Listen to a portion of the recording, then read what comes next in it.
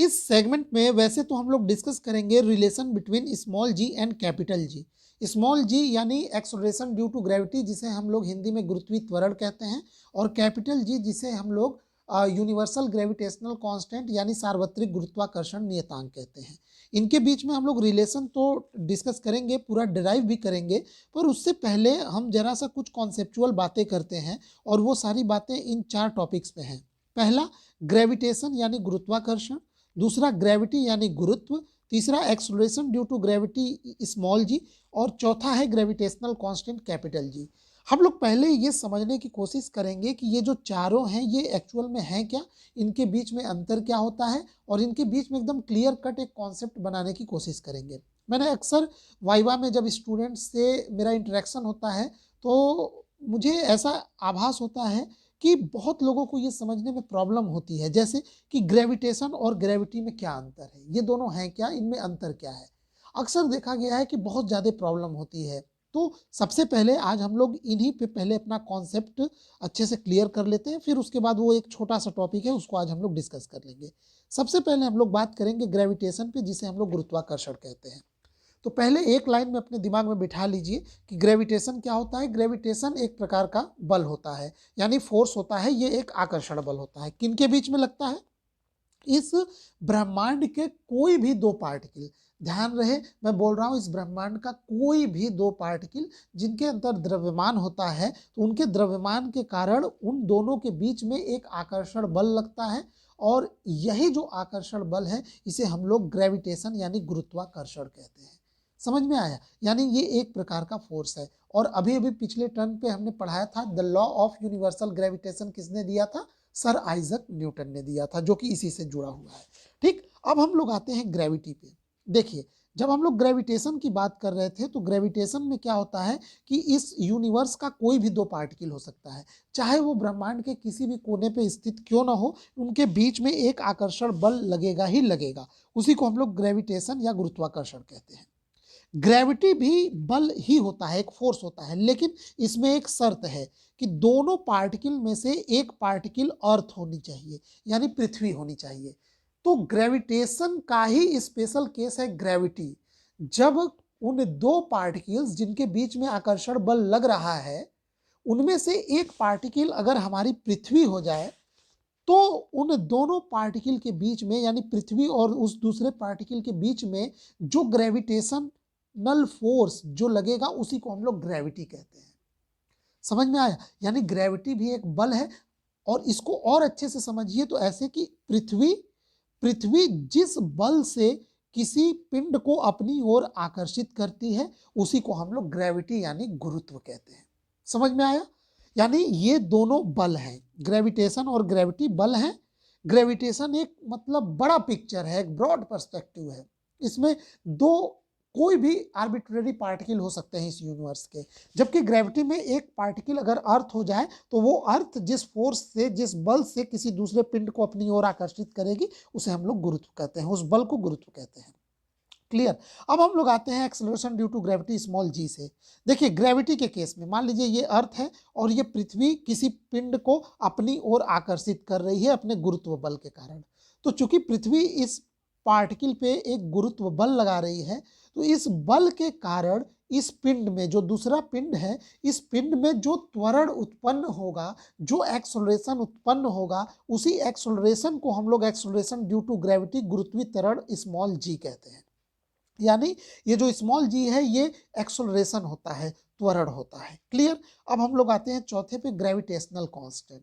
Gravitational constant जिसके नाम से ही जुड़ा है, ये एक प्रकार का कांस्टेंट होता है। इसकी विशेषता ये है कि ये यूनिवर्सल होता है। ब्रह्मांड के किसी भी कोने पे आप इस कांस्टेंट की वैल्यू निकालना चाहेंगे तो इसका वैल्यू हर जगह सेम आता है। समझ में आया? ये किसी एक्सटर्नल फैक्टर पे निर्भर नहीं करता, जैसे मीडियम पे या दाब, ताप, प्रेशर।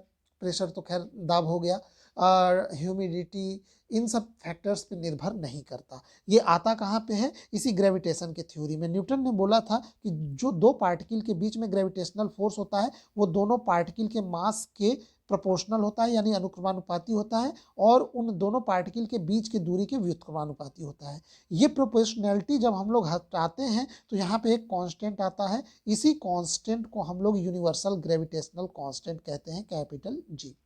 ठीक है, अब हम लोग पढ़ेंगे इन दोनों के बीच में अंतर, लेकिन यहाँ एक छोटा सा नोट्स है, एक्सेलरेशन ड्यू टू ग्रेविटी पे, इसको देख लीजिए, गुरुत्वीय त्वरण। ये क्या है, when a body falls freely under gravity towards earth surface, an acceleration is developed in its motion which is called acceleration due to gravity small g। यानी जब कोई पिंड पृथ्वी की ओर गुरुत्व के कारण स्वतंत्र रूप से गिरता है तो उसमें उत्पन्न त्वरण को गुरुत्वीय त्वरण कहते हैं। ठीक है, और वो उसका फॉर्मूला क्या होता है, G equal to F by M. आप फॉर्मूला जानते हैं, F equal to M into G, तो G equal to F by M. F क्या है, फोर्स ऑफ ग्रेविटी यानी गुरुत्व बल है। अब याद रखिएगा, acceleration due to gravity small g does not depends upon the shape, size and mass of the body. यानी ये जो जी का वैल्यू होता है वो पार्टिकल के शेप पे, उसके साइज पे या उसके मास पे निर्भर नहीं करता। यानी दो पार्टिकल हैं, अगर उन दोनों पार्टिकल का मास अलग अलग है, किसी पार्टिकल का कम है, किसी का बहुत ज़्यादा है, तो भी उनके ऊपर जो एक्सेलरेशन ड्यू टू ग्रेविटी होगा स्मॉल जी का मान वो दोनों का बराबर ही होगा। समझ में आया, साइज पे भी निर्भर नहीं करता, मास पे भी, शेप पे, इन सब चीज़ पे निर्भर नहीं करता स्मॉल जी का मान। तो यहाँ पे और स्मॉल जी का एवरेज वैल्यू जो आता है वो 9.8 मीटर पर सेकेंड स्क्वायर होता है। ध्यान रहे, पृथ्वी पे अलग अलग जगहों पे स्मॉल जी का वैल्यू अलग अलग होता है। समझ में आया, जैसे अर्थ है तो इक्वेटर पे अलग होता है, पोल्स पे अलग होता है। जैसे जैसे हम लोग इक्वेटर से पोल्स की ओर बढ़ते हैं तो स्मॉल जी का वैल्यू क्या होता है, बढ़ता है। इस पे इसको क्या कहते हैं, विषुवत रेखा, जिसे इक्वेटर कहते हैं, उस पे जी की वैल्यू पृथ्वी पे, मतलब मैं अर्थ के सरफेस पे बोल रहा हूँ, पृथ्वी पे इक्वेटर पे जी की वैल्यू सबसे कम होती है। ठीक है, जैसे जैसे हम लोग पोल्स की ओर बढ़ेंगे, इधर ध्रुव की ओर, वैसे वैसे जी की वैल्यू बढ़ती जाती है। और इसके अलावा अगर पृथ्वी के सरफेस से अगर ऊंचाई पे हम लोग ऊपर की ओर जाएंगे तो हमारी जी की वैल्यू क्या होती है, जी की वैल्यू फिर उसमें कम होती है। और अगर सरफेस से हम पृथ्वी के सरफेस से नीचे की ओर जाएंगे सुरंग बनाते हुए तो भी उसकी वैल्यू कम होगी। ठीक है, ये कुछ फैक्ट्स हैं, उनको आप लोग याद रखेंगे। ठीक है, ये एवरेज वैल्यू है इसका। आगे बढ़ते हैं हम लोग, अब हम लोग पढ़ते हैं relation between small ji and capital जी।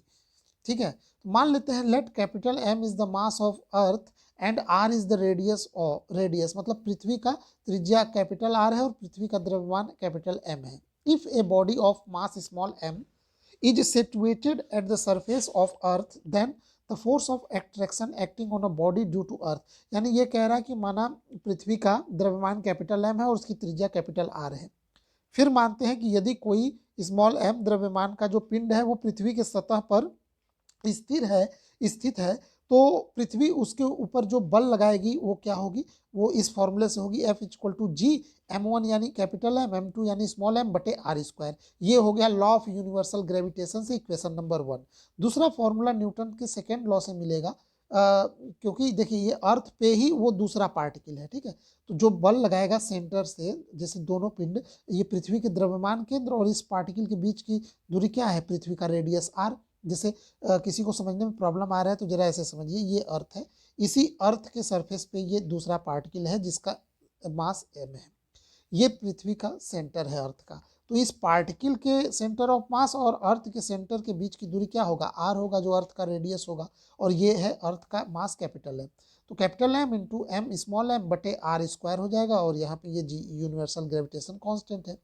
और न्यूटन के सेकेंड लॉ से एक और फॉर्मूला बनेगा, F equal to M into G. अब इक्वेशन 1 और 2 को हम लोग इक्वेट कर देते हैं, तो m into G equal to G capital M small M बटे R square. Small M cancel हो जाएगा और आपको एक फॉर्मूला मिलेगा, small G equal to capital G mass of earth बटे रेडियस, अर्थ के रेडियस का स्क्वायर। यही जो इक्वेशन है ये रिलेशन कहलाता है, small ji and capital G के बीच में एक रिलेशन होता है। ठीक है, तो ये एक छोटा सा टॉपिक था, पर इसमें हम लोगों ने एक दो अच्छे कॉन्सेप्ट्स भी सीखे। आई होप आप लोगों का अब डाउट ख़त्म हो गया होगा इस यहाँ पे इन टॉपिक्स को लेकर। और तो इस सेगमेंट में बस इतना ही। वीडियो देखने के लिए आपका बहुत बहुत धन्यवाद। एक चीज़ और बताना है हमें कि इस जो ये बीएससी फर्स्ट सेमेस्टर फिजिक्स का जो हम लोग कोर्स कवर कर रहे हैं, तो आपका जो ये Newtonian mathematical physics and Newtonian mechanics के जो टोटल 8 यूनिट्स हैं, इन सभी यूनिट्स के प्लेलिस्ट बने हुए हैं हमारे चैनल पे। आप जाके सारे यूनिट के वहाँ से कोर्स कर सकते हैं। अगर प्लेलिस्ट में खोजने में प्रॉब्लम हो रहा है तो इसी वीडियो के डिस्क्रिप्शन बॉक्स में चले जाइए, वहाँ पे पूरे कोर्स के 8 यूनिट का प्लेलिस्ट का लिंक दिया हुआ है और नोट्स के भी लिंक वहाँ पे अवेलेबल हो जाएंगे। ठीक है, तो इस सेगमेंट में बस इतना ही। वीडियो देखने के लिए आपका बहुत बहुत धन्यवाद।